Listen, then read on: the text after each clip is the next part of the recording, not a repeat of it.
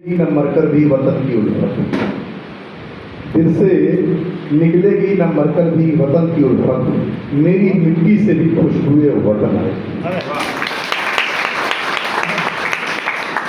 मैं इन्हीं दो लाइनों के साथ सच्ची श्रद्धांजलि उनको देता हूं जिन्होंने देश को आज़ाद कराया, और उनको भी देता हूं जो देश को बनाए हुए, जो हमारी सीमाओं पर एक सुरक्षा प्रहरी के रूप में जल में, थल में, नभ में और इंटेलिजेंस के रूप में देश की सुरक्षा में अपना योगदान दे रहे हैं, और यहाँ तक कि शहीद भी हो जाते हैं। मैं इनको भी सच्ची श्रद्धांजलि देता हूँ।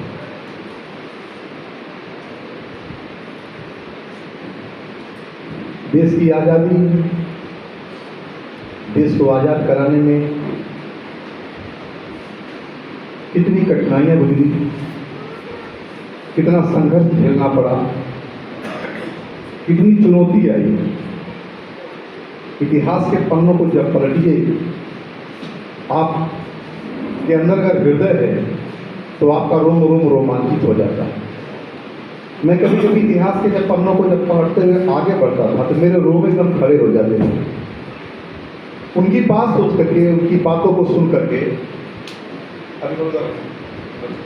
उनकी बातों को सोच करके, उनके विचारों को देख करके हृदय भी बहुत खुश भी हो जाता था कि यार ऐसे ऐसे लोगों ने देश में कितना बढ़ चढ़ के कुर्बानी दिया। फिर अपना मूल्यांकन करते थे कि जिस उम्र में लोग कुर्बानी दे रहे थे, त्याग कर रहे थे, उस उम्र में यहाँ के लोग जो है, अभी मैं तो जिन जिन गाँव में जाता हूँ मुझे लोग ताश खेलने को ज़्यादा जाने देते हैं। लड़के बच्चे गोली खेल रहे हैं, और जो उम्र से थोड़ा ज़्यादा है और या जो बुढ़े हो गए वो भी ताश खेल रहे हैं। मैं अपने अर्दरीज कहा कि यहाँ के लोग ताश बहुत खेलते हैं, क्या लगा। सोचना चाहिए कि जिस वातावरण में आप ये काम कर रहे हो, उस वातावरण को पैदा करने वाले कितने नौजवानों ने फांसी के फंदे से दिया। आज से ठीक हम 100 साल पहले चलते हैं, 100 साल उस पन्ने को पलटता है। आज 2026 से 1926 पर आते हैं। 1926 पे आते हैं तो 1926 में जिनको हम शहीद आजम कहते हैं, सरदार भगत सिंह एक कमेटी की संस्था बनाते हैं, भारत नौजवान सभा। भारत नौजवान सभा का गठन करते हैं, और उनका उद्देश्य यह होता था कि नौजवानों को स्वतंत्रता दिवस, स्वतंत्रता की प्राप्ति के लिए, संघर्ष के लिए, बलिदान के लिए, कुर्बानी देने के लिए उनको प्रेरित करना। अपने बहुत से प्रयासों में सफल रहे।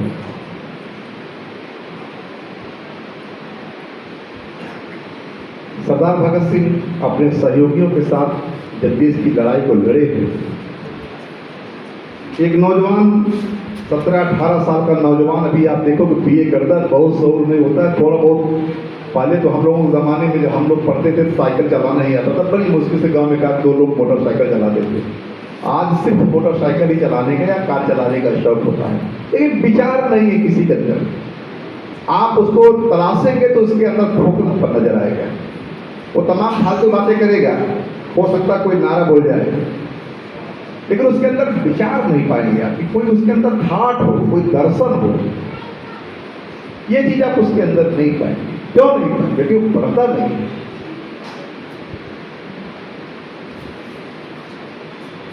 सरदार भगत सिंह जब जेल में बंद थे तो पर डे 2-3 किताबें पढ़ जाते थे।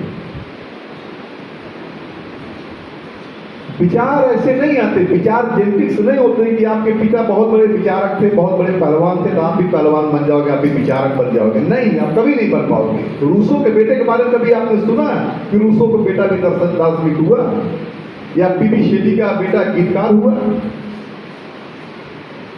वर्ड्सवर्थ का जो बेटा था वह नेचर का बहुत बड़ा पोएट हुआ? आपने कभी नहीं देखा इसको। क्यों? वो सोच रहा था, हो सकता है मेरा पिता पोएट है, मेरा पिता वर्ड्सवर्थ है, पीबी शेली है, कीट्स है, मेरा पिता बहुत बड़ा राइटर है, दार्शनिक है, विचारक है, हो सकता है मैं भी हो जाऊंगा। वो पढ़ा नहीं, इसलिए वो उसका विचार मेरे साथ हम लोगों के सामने नहीं आया। सरदार भगत सिंह पढ़ते रहते थे। उस वक्त एक महिला क्रांतिकारी थी दुर्गा, जिनको दुर्गा भाभी कहा जाता है। इतिहास में जब पढ़ेंगे दुर्गा भाभी पढ़ी, वो पर डे 2-3 किताबें उन तक पहुँचा देती थी। और उनके अंदर उस उम्र में जो विचार आया है, अगर उस पर लिखा जाए, कल मैं देख रहा था, चूंकि मैं बड़ा फैन हूँ सरदार भगत सिंह का, तो मैंने देखा कि हिंदुस्तान में 400 बड़ी बड़ी पुस्तकें उनके ऊपर लिख डाली गई है। एक नौजवान 18-20 साल का नौजवान जो 25-26 साल की उम्र में ही शहीद हो जाता है, वो जो है एक राइटर हो जाता है, एक दार्शनिक हो जाता है, एक चिंतक हो जाता है। क्यों? क्योंकि वो पढ़ता है। उनको जब फांसी दिया जाता है, फांसी देते समय जब उनके पास पहुंचता है अंग्रेज सुप्रिंटेंडेंट ऑफ पुलिस पहुंचता है कि चलिए अब आपका समय हो गया है, आपको फांसी दिया जाता है, तो उस वक्त वो मार्क्स और लेनिन की पुस्तक पढ़ रहे थे। तो उन्होंने कहा कि 15 पेज बचा हुआ मुझे पढ़ लीजिए। ये मैसेज था उस समय, देखो आज मैं फांसी पर जा रहा हूं लेकिन 15 पेज अभी बचा हुआ मुझे पढ़ लेने दीजिए। ये मैसेज था भावी पीढ़ियों के लिए, तुम्हें पढ़ना होगा, इस देश को अगर आगे बढ़ाना होगा तो तुम्हें पढ़ना होगा, साहित्य को पढ़ना होगा, विज्ञान को पढ़ना होगा, विचार को पढ़ना होगा, दर्शन को पढ़ना होगा, धर्म को पढ़ना होगा। जब तक तुम पढ़ोगे नहीं, ये तुम्हारा मोबाइल, ये तुम्हारा व्हाट्सएप, ये तुम्हारा स्टेटस, ये तुम्हारा फेसबुक देश के लिए कुछ नहीं करेगा। आपको मालूम होना चाहिए कि 1926 में जब सरदार भगत सिंह ने इस नौजवान सभा का गठन किया, उसी समय यूरोप में एक आविष्कार हुआ था। उस आविष्कार को कहते हैं टीवी। लॉर्ड बेयर्ड था, उसने टीवी का आविष्कार किया, जो टेलीविजन होता है। मतलब आज का जो मोबाइल है, ये उसका बहुत विकसित रूप है, बहुत विकसित रूप है। ये जो मोबाइल है उसका बहुत विकसित रूप है। मोबाइल से पहले कंप्यूटर, कंप्यूटर से पहले कैलकुलेटर, उसके पहले टीवी, वीसीआर, सीडी का क्या था तब आया। और पहले तो टीवी आई, एक तरफ टीवी आई जिससे जो है पहुंच गया व्हाट्सएप तक, और एक तरफ सरदार भगत सिंह ने आपको पठन पाठन के लिए, अपने विचार को स्ट्रांग करने के लिए, अपने दर्शन को मजबूत करने के लिए भी प्रेरित किया। तो हमें चाहिए कि हम लॉर्ड वेयर के टीवी या मोबाइल पर ध्यान न देकर के हमें पुस्तक को पढ़ना चाहिए, हमें अपने ज्ञान को बढ़ाना चाहिए। कहा जाता है कि अगर कोई देश वैज्ञानिक रूप से अगर मजबूत है, उसका दर्शन मजबूत है, उसका साहित्य मजबूत है, उसकी कला मजबूत है, उसकी संस्कृति मजबूत है, उसकी राष्ट्रीयता मजबूत है, उस राष्ट्र को कोई पराजित कभी नहीं कर सकता। बहुत पहले फिल्म देखा था, स्कंदगुप्त फिल्म थी। स्कंदगुप्त फिल्म को देख रहा था क्योंकि इतिहास का विद्यार्थी रहा हूँ, आधी विद्यार्थी हूँ, प्रोफेसर नहीं बन पाया। तो स्कंदगुप्त फिल्म को देख रहा था, तो उस स्कंदगुप्त को मैंने देखा ना, सॉरी अजात शत्रु फिल्म को मैं देख रहा था। लॉर्ड बिम्बिसार का बेटा था, हर एक राजवंश का संस्थापक का बेटा, बहुत शक्तिशाली शासक। जब राजतंत्र की शुरुआत हुई, सबसे पहला शक्तिशाली वही शासक था। लेकिन उस शासक ने चारों दिशाओं में विजय पताका फहरा ली, लेकिन एक छोटे से राष्ट्र को पराजित नहीं कर पाया। वह छोटा सा राज्य कोई और नहीं था, राजगिरी के पास एक वज्र थे जिसके शासक मल्ल होते थे, और वह राजतंत्र वहां नहीं था, वहां गण राज्य था। क्या था? गण राज्य था। मतलब वहां का शासक जनता चलाती थी, वहां का शासक राजा नहीं चलाता था। अजात शत्रु की सेना पूरी तरीके से हाथी, घोड़े, पैदल, तीरंदाज, तलवार सब लेकर पहुंचे, लेकिन अजात शत्रु जो है वो वज्जियों को पराजित नहीं कर पाए। क्यों? क्योंकि वहां डेमोक्रेसी थी, वहां लोकतंत्र था, वहां राष्ट्रीयता थी, वहां के लोग अपनी मातृभूमि के लिए मरने के लिए, कटने के लिए, कुर्बानी देने के लिए तैयार थे। अजात शत्रु को सेना से नहीं लड़ना था, अजात शत्रु को जन जन से लड़ना था। अगर आपके अंदर इस तरह की देशभक्ति आ जाएगी, आपके अंदर राष्ट्रीयता आ जाएगी, आपके अंदर जन जन में अगर वह राष्ट्रधारा प्रवाह हो जाएगा, तो आपको कभी कोई गुलाम नहीं बना पाएगा, आपको कभी कोई पराजित नहीं कर पाएगा। अजात शत्रु जब पता लगा था कि मैं क्यों हार गया, तो उसने पता लगा कि आप एक मिलिट्री से नहीं लड़ रहे थे, आप जन जन से लड़ रहे थे। इसलिए आज जब आप इस इस मैसेज को देने के लिए, इस दर्शन को आगे बढ़ाने के लिए आज आपने देखा जैसे ही ध्वजारोहण हुआ है, जैसे ही तिरंगा हमारा फहराया है, तो हमने कहा, हमने क्या पढ़ा? हमने कहा जन है, जड़ है, मन में है। मेरे जन में, मेरे घर में, मेरे मन में तिरंगा होना चाहिए, राष्ट्रीयता होना चाहिए। कहाँ होना चाहिए? पंजाब में होना चाहिए, सिंध में होना चाहिए, गुजरात में होना चाहिए, मराठवाड़ा में होना चाहिए, हर जगह ये होना चाहिए। जब हर जगह होगा तब जय हो, जय हो, जय हो, जय हो, जय हो। क्या मैसेज है इस 52 सेकंड में? ये 52 सेकंड अगर आपको हिला नहीं देता है, यह 52 सेकंड आपको रोमांचित नहीं कर देता है, यह 52 सेकंड आपको देशभक्ति में सरोबार नहीं कर देता है, तो तुम्हारा जीवन व्यर्थ है, तुम इंसान नहीं हो, तुम पशु समान हो। फिर उसी पर आता हूँ। सरदार भगत सिंह साहित्य पढ़ते थे, किताब पढ़ते थे, उनका ज्यादा तो भी बैठ के टेलीविजन देखते, लेकिन टेलीविजन नहीं देखा उनका। नहीं, हमें अपने राष्ट्र की वैचारिकता को मजबूत करना है। और कहते थे क्रांति की तलवार में जो धार होती है वह वैचारिक पत्थरों को रगड़ने से आती है। और जब वैचारिक पत्थरों को रगड़ेंगे तो उसमें से मुख से एक ही शब्द निकलता है, इनकलाब जिंदाबाद, इनकलाब जिंदाबाद, इनकलाब जिंदाबाद। एक ऐसा शब्द जब फांसी के फंदे पर जाता है, उसका जब मेडिकल चेकअप होता है, उस मेडिकल चेकअप में जो है उस इंसान, उस नौजवान का जो वजन है वो 4 किलो बढ़ जाता है। हाँ, कभी कुछ हो जाए, कोई मर्द हो जाए तो 2-3 दिन में सूख के कांटा हो जाता है, लग रहा मरने का समय आ गया है। फलाने को कैंसर हो गया, कहीं वो जा रहे हैं तो 10 सूख के तब कांटे हो गए। वो आदमी जाना मेरी फांसी 23-24 तारीख को कन्फर्म है। उस आदमी का मेडिकल चेकअप होता है, वो 4 किलो उसका वजन बढ़ जाता है। ऐसा नौजवान साहित्य को पढ़ता है, कला को पढ़ता है, दर्शन को पढ़ता है, तो हमें हमेशा प्रेरणा उनसे ही लेनी चाहिए। आज 100 साल पहले उन्होंने एक संस्था का गठन किया था, भारत नौजवान सभा। मैं हमेशा जब भी कोई बात करता हूँ तो मैं हमेशा याद करता हूँ आज से 100 साल पहले क्या हुआ था। तो 100 साल पहले मुझे 2 घंटा दिखाई दिया जब हमने थोड़ा अपने विचारों को अतीत की तरफ में घुमाया, तो मुझे लगा कि एक तरफ टीवी का आविष्कार हुआ, एक तरफ विचार का आविष्कार हुआ। तो हमें प्रेरणा लेनी है, हमें व्हाट्सएप से, फेसबुक से दूर रहना है, या इससे बस आज मनोरंजन के लिए कभी 2-4-10 मिनट देख लेना है। दिन भर उसी में नहीं घुसे रहना है कि इधर उधर देखे नहीं, कोई बैठा है सामने बस लगा के टुक टुक टुक टुक टुक टुक टुक कर रहे हो। तुम्हारे अंदर कोई साहित्य नहीं है, तुम जब पढ़ोगे नहीं तुम कहाँ बोल पाओगे? तुम जिस दिन पढ़ते हो तुम ये मंच जो है बिल्कुल सरबार हो जाता है बोलने से। मैं हाई स्कूल में पढ़ता था तो उस वक्त जो है बोलने के लिए बुलाने गए, तो उसमें वही होता था जैसे हम लोग वाले भाई तू देखा हो, कहीं तू देखा हो, कहीं तू देखा हो। तो हमको लगा यार कुछ बोले क्या। तो हमारा जो प्रिंसिपल था बड़ा चालाक था, होशियार था, बुद्धिजीवी था, भविष्य दृष्टा भी था वो। उसने कहा 100 रुपए के इनाम में जो सबसे बढ़िया बोलेगा। लालच पनप गई मेरे भी अंदर। मैं भी नहीं बोलता था, मैं जब कभी सोचता था बोलने के लिए मेरा दोनों पैरवा कांपने लगता था, ट्रेम्पलिंग करता था। ये घर वाला इधर पलटता था, घर वाला इधर। मैं कहा अरे यार मैं, और सारे सबसे ज्यादा डर ये होता था लड़कियां हंसने लगे थे। सबसे ज्यादा डर यही होता था क्लास में, अगर लड़कियां हंसी समझिए आपका खत्म काम। ये सब बहुत छोटी सोच है। मैं गया, 100 रुपए की लालच ने मुझे मंच तक खींचा और मैं अपना पहला पढ़ाया रटा जो निबंध में लिखा था देश 15 अगस्त पर, वो मैंने बोला कि देश की आज़ादी की ललक अगर पूछना है उस तोते से पूछो जो पिंजरे में बंद है।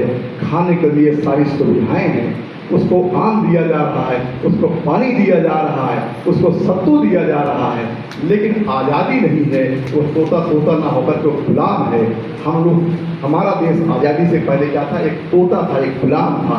और गुलामी, जब पेड़ पर बैठे हुए तोतों को देखता हूँ, जब उनकी चहचहाहट देखता हूँ और उनकी वो आवाज़ जब सुनता हूँ, वो आवाज़ में नेचुरल है, प्राकृतिक है, ये आवाज़ बनावटी है। कहते हैं तोते से बोलते हैं बोलो अंकल जी बोलो, तमाम लोग बुलवाते तो तोता पालते हैं।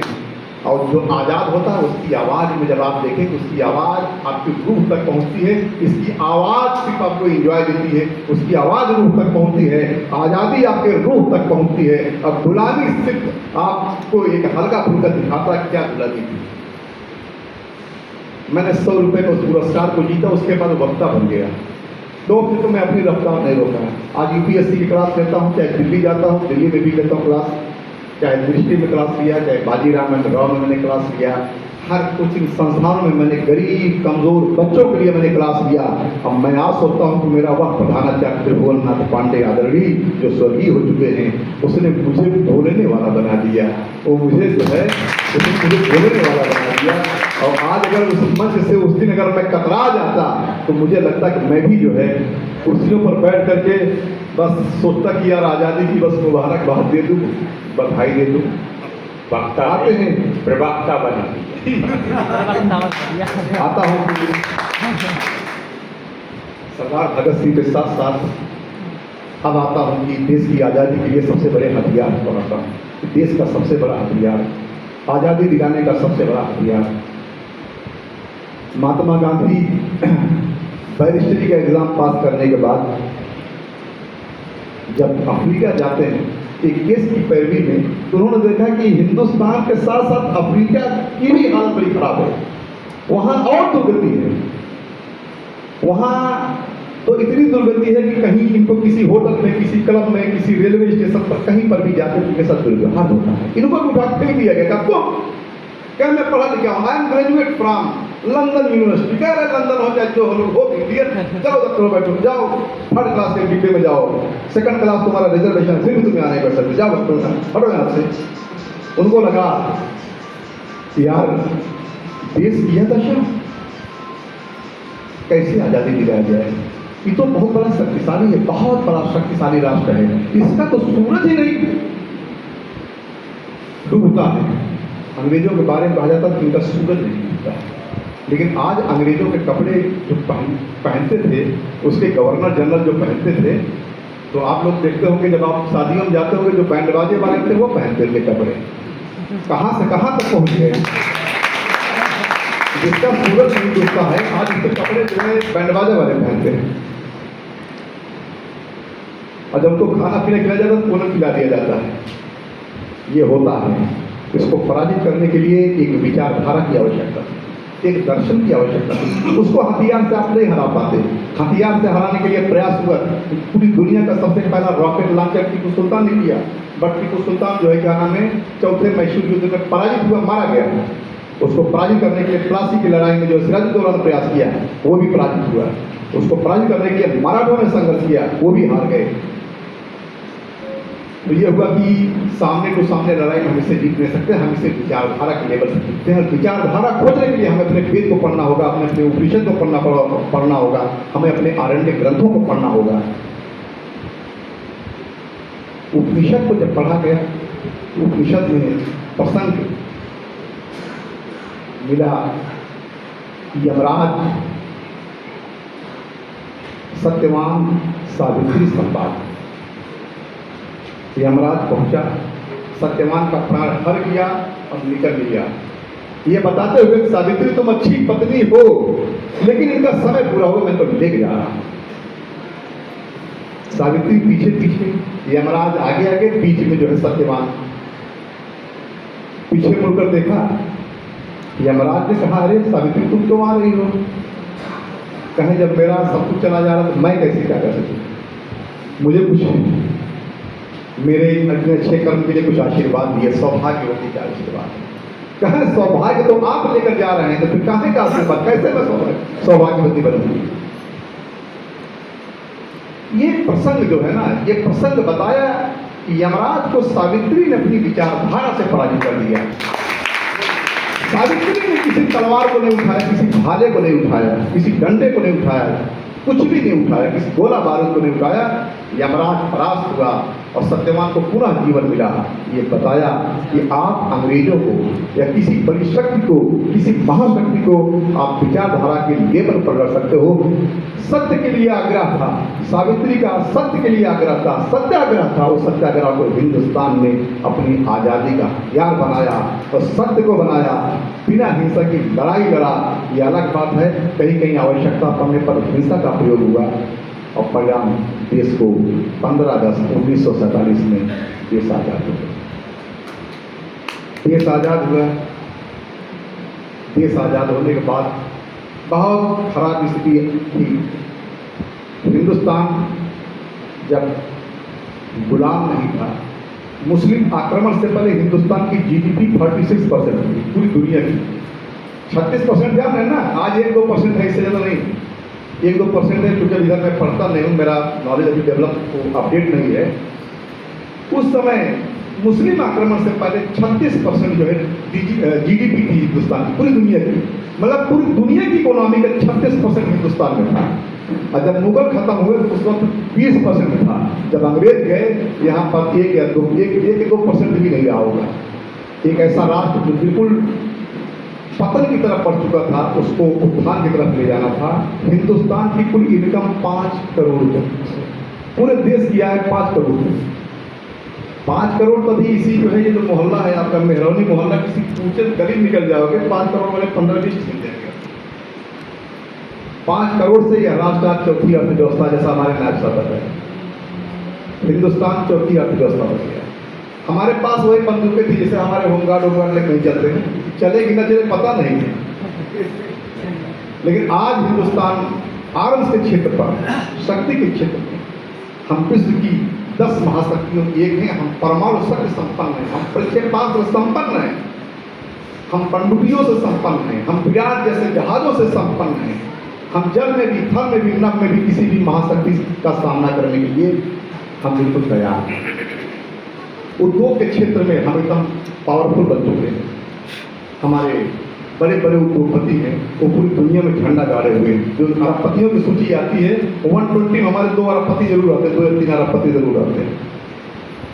अंतरिक्ष के क्षेत्र में जितनी सैटेलाइट चल रही, जिससे मौसम की जानकारी, आप देखिए आंधी तूफान आता, आपको पहले ही मालूम हो जाता है भाई आंधी तूफान आने वाला है, आपके मोबाइल में भी आवाज़ आने लगती होगी। जो कितना तरक्की कर गया राष्ट्र, बहुत तरक्की कर गया, हमने बहुत तरक्की कर दिया। लेकिन हमारे साथ साथ और भी राष्ट्र तरक्की कर रहे हैं, हमें अपनी तरक्की को और भी मेंटेन करना है। हम फिर किसी महाशक्ति, किसी शत्रु के झांसे में ना आने पाए। हमें अपनी नेशनल थाट को डेवलप करना होगा। हम कभी विद्रोही न बने, हम कभी आंधी न बने, हम कभी विभीषण न बने, जो विभीषण का नाम तो नहीं लूंगा, सॉरी, जो है हम कभी जो है क्या कहते मिर्जाफर न बने। हमें इस बात को जो है प्रयास करना होगा कि आपके अंदर नेशनल थाट डेवलप हो। नेशनल थाट डेवलप करने के लिए आप अपने जितने भी राष्ट्र का प्रतीक है, चाहे वो हमारा तिरंगा हो, चाहे वो हमारा जनगण मन हो, चाहे हमारा वंदे मातरम है, चाहे हमारे जितने भी राष्ट्र पुरुष हैं, हमें उन सबका आदर सम्मान हमेशा करना होगा। हम कभी कभी, मैं भी जब फेसबुक की दुनिया में जाता हूँ, इतनी आलोचनाएं देखने लगता हूँ कि मन उससे बड़ा विरत हो जाता, बैक हो जाता हूँ। ऐसे ऐसे लोग आलोचना करते हैं, उनके घर अगर आप चले जाएंगे, हो सकता है अंग्रेजी का ABCD उनके घर की किताब नहीं मिलेगी, और हिंदी का कोई एक आध किताब नहीं मिल पाएगा। हो सकता है रामचरितमानस का उनके यहाँ कुरान भी नहीं मिलेगा। ऐसे ठेकरों को पनपने मत दीजिए। ऐसे ठेकर का कभी अपना विचार व्यक्त करें तो कोशिश करें उनकी बातों को न सुनें। आप उनकी बातों को सुने जो दर्शन वाले, आप उनकी बात को सुने जो साहित्य वाले, आप उनकी बात को सुने जो कला वाले, आप उनकी बात को सुने जो ज्ञान विज्ञान प्रज्ञान में जो PhD किए हुए, मतलब जिनका अपना एक ज्ञान है। आप उनकी बातों को सुने, उनकी बातों का अनुसरण करें। देश को फिर कभी, देश कई झंझावतों का सामना किया है, कई गुलामी का सामना किया है। अब राष्ट्र को फिर कभी इस तरह की स्थिति में दोबारा कभी हम आप सबको जाने नहीं देना है। इसलिए हम अपने कर्तव्य के पथ पर हमेशा आगे बढ़ते रहें। जो अब कोई जरूरी नहीं कि हर आदमी सीमा पर जाकर के सोल्जर की भूमिका निभाएगा। कोई आदमी साइंटिस्ट बन करके अंतरिक्ष में हमारे सैटेलाइट को लॉन्च कर रहा है, तो कोई आदमी उद्योगपति बनकर के देश की अर्थव्यवस्था को मजबूत कर रहा है, तो कोई किसान बनकर के इतना खाद्यान्न पैदा कर दे रहा है ताकि देश का पेट भर सके। कोई आदमी इंजीनियर बनकर के अच्छी अच्छी सड़कें बना रहा है, अच्छे अच्छे पुल बना रहा है। हर फील्ड में आपको अच्छा काम करना पड़ेगा। हर आदमी को सर्वांगीण गुण सबको नहीं मिल पाता है। कुछ गुण या एकाक गुण ही किसी व्यक्ति को मिलता है।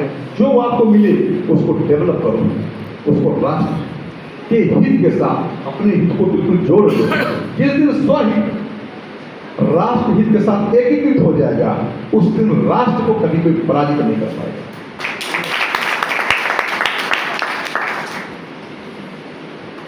हमारी विचारधारा, हमारा दर्शन, हमारा साहित्य, हमारा कला, हमारा विज्ञान ये पहले भी बहुत मजबूत रहा है।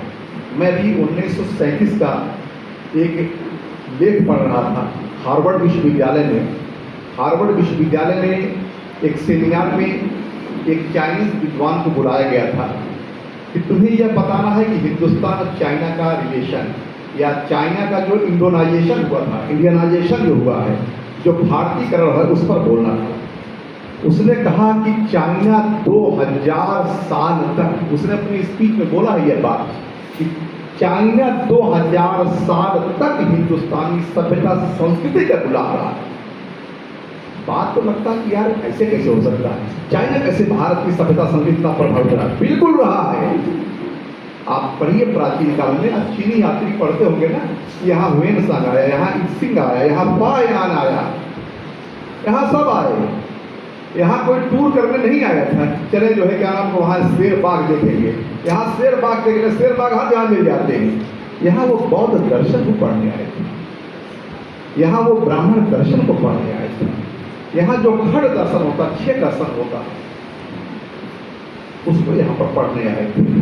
यहाँ का साहित्य पढ़ने आए थे, यहाँ की गांधार कला को देखने आए थे, यहाँ मथुरा कला को देखने आए थे, यहाँ नागर शैली को देखने आए थे, यहाँ आपका देवगढ़ का दशावतार मंदिर पंचायतन शैली को देखने आए थे। यहाँ जो है, जो नदी आपका है बेतवा नदी, उसके किनारे पनपे हुए नाहर घाटी की सभ्यता के ताम्र पाषाण कालीन व्यवस्था को देखने आए थे। जैन धर्म के अलग अलग मंदिरों को देखने आए थे। यहाँ आकर जब देखते थे हिंदुस्तान में, यार एक ही पत्थर में ऐसी मूर्तियाँ, ऐसी कलाकृतियाँ कि उनका मुख अलग है, उनके केश अलग है, पैर अलग है, कहीं शंख है, कहीं चक्र है, कहीं गदा है, कहीं पद्म है। क्या है भारत की मूर्ति कला? यहाँ आए, आयुर्वेद को देखा, कहा आयुर्वेद एक शाखा नहीं है, एक डॉक्टरी नहीं है। हिंदुस्तान 18 शाखाओं का तो आयुर्वेद जाता है, 18 शाखाएं आयुर्वेद की हिंदुस्तान जाता है। हाथियों का इलाज के लिए हिंदुस्तान में हस्त आयुर्वेद जैसा ग्रंथ लिखा गया है। घोड़ों के इलाज के लिए हिंदुस्तान में नवनीतिकम नामक ग्रंथ लिखा गया है। कहा जब जानवरों के लिए इतनी अच्छी चिकित्सा की व्यवस्था है, तो हिंदुस्तान में इंसानों के लिए कितनी अच्छी व्यवस्था है, कितना उच्च कोटि की सभ्यता है। ये कभी राष्ट्र परास्त नहीं होगा, इसको कोई कभी अगर गुलाम भी होगा तो भी अपने आप को ये आजाद कर देगा। उसके आपने सुना होगा ना, वो मिस्र रोमा सब मिट गए जहां से, बाकी मगर अब तक नामो निशा हमारा। कुछ बात है कि हस्ती मिटती नहीं हमारी, सदियों रहा है दुश्मन दौरे जहां हमारा। यूनान मिस्र रोमा सब मिट गए जहां से। इस पूरे शेर में मुझे एक अच्छी बात जो लगी, कुछ बात है कि हस्ती मिटती नहीं हमारी। इसी पर आपको देखना है कि कौन सी ऐसी बात है जो आपकी हस्ती को नहीं मिटने देता है। यही आपका दर्शन, यही आपकी कला, यही आपका साहित्य, ये आपका दर्शन, आपकी सोच, ये आपको कभी मिटने नहीं दिया। किसी ने अगर पराजित किया तो वो अल्पकाल के लिए, थोड़े बहुत काल के लिए, तब बाद में हमने लड़ करके आज़ादी को छीन लिया। तो आज़ादी जो मिली है आप लोगों को बड़ी अमूल्य आज़ादी है, बहुत ही बहुमूल्य आज़ादी है। आपस में बैर मत रखिए, लड़ाई झगड़ा मत कीजिए, दायित्वों और कर्तव्यों को बड़े मन से निभाइए, बच्चों को पढ़ाइए। अगर आपका बच्चा गलती करता है, कोई शिकायत करता है, उसको 2 थप्पड़ जरूर मार दीजिए, ताकि मारने के बाद उसको एहसास कराइएगा कि आप पिता है, वो बेटा है। ऐसा मत सोचिएगा कि एक लड़का हमारा घर का मार दे कहीं वहाँ के चला न जाए। आपका एक थप्पड़ हो सकता है उसके जीवन को एक रास्ता बता सकता है।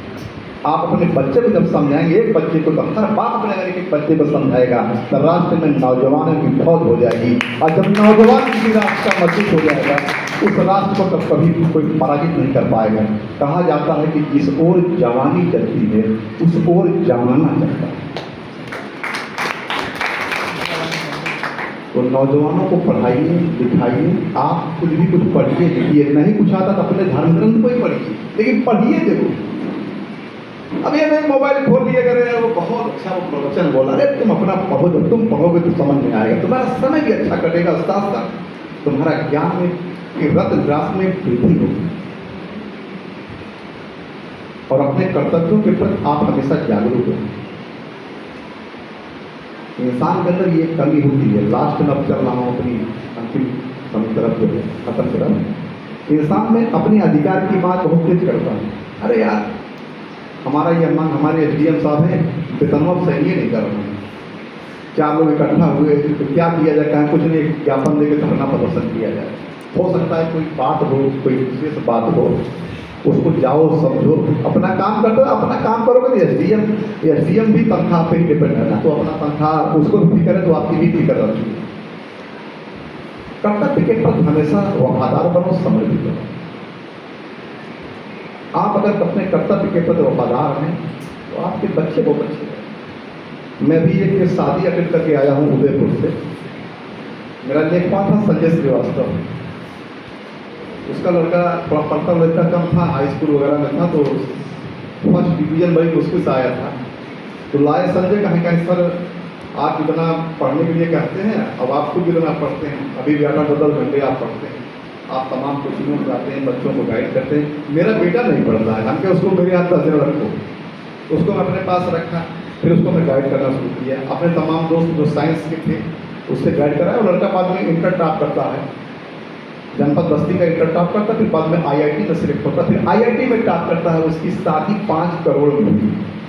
मेरा लेखपाल संजय जो साइकिल से बड़ा ईमानदार, मेरा लेखपाल आज भी बहुत ईमानदार, कानून है, तो कभी कभी साइकिल से आता तो कहते मोटर